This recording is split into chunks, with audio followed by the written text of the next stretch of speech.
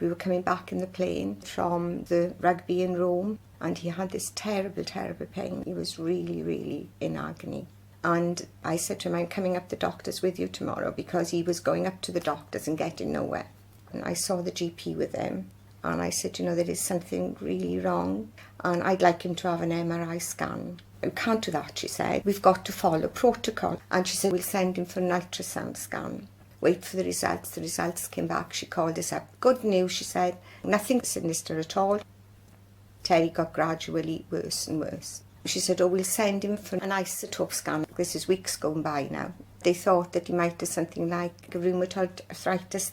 So we said, right, because he was in constant pain, we'll go private. We saw the rheumatologist consultant. He gave Terry a thorough examination. I don't want to alarm you, he said, but I'm really not positive that you haven't got an underlying tumour. I would prefer you to have a CT scan. Terry went in, I sat in the waiting room. The doctor came out and he said, Mrs. Pugsley, I want if you'd come into here with me for a minute. And I knew then, because I knew my husband and I knew. And he said, I don't know how to say this to you, but you've got a mass. So he said, you need to see a kidney consultant. We had to wait for an appointment. We were waiting, but it wasn't coming, so we went private again. He said, we've got two options. We either shrink it first with radium or chemo, and then operate or operate. And Terry said, I'd want the operation, get it out in treatment after. And that was what was going ahead. But it had to go to an MDT meeting. They felt that it wasn't a typical kidney cancer. We had to have biopsies then, and we had to wait for the results again. It had to go to the MDT again, and then it was not conclusive. So he had to have another biopsy, and this went on and on and on. And it is coming back non-conclusive, 3 biopsies he had. So therefore, they were going to refer him to a sarcoma team.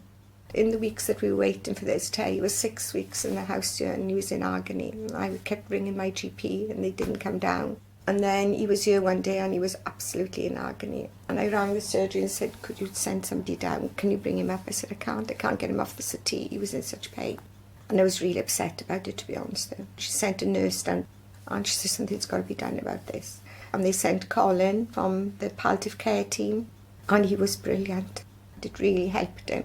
Well, we waited for the sarcoma team to come on board. And then they turned around after weeks and said that they didn't feel it was a sarcoma. We were like a ping pong ball. Then all of a sudden we heard from Dr. Pudney, and she said she felt that somebody had to take onus on this. She would start a course of chemotherapy, and that they didn't know the primary cause, so it would be a broad spectrum of chemotherapy. I said, I can't believe in this day and age that we can't do something to find the primary cause. And Dr. Pudney took this on board, and then she came back and she said that there was a Mr. Lort that was willing to do a biopsy of his lung so that they could see if they could get live cancer tissue. And he was only going to be in for 3 to 5 days. And he died 2 days before my birthday. And what I don't understand is, and I would really like to make this point clear, cancer is so spoken about now. Why don't they look for that first, eliminate that and go on to other things? And then people like Dr. Barrington and Dr. Pudney wouldn't get patients that they can't do anything other than palliative care after, rather than a cure. There's big results in cures now with cancer, and people are living much longer with it. And why couldn't Terry have been one of those if he'd had early intervention?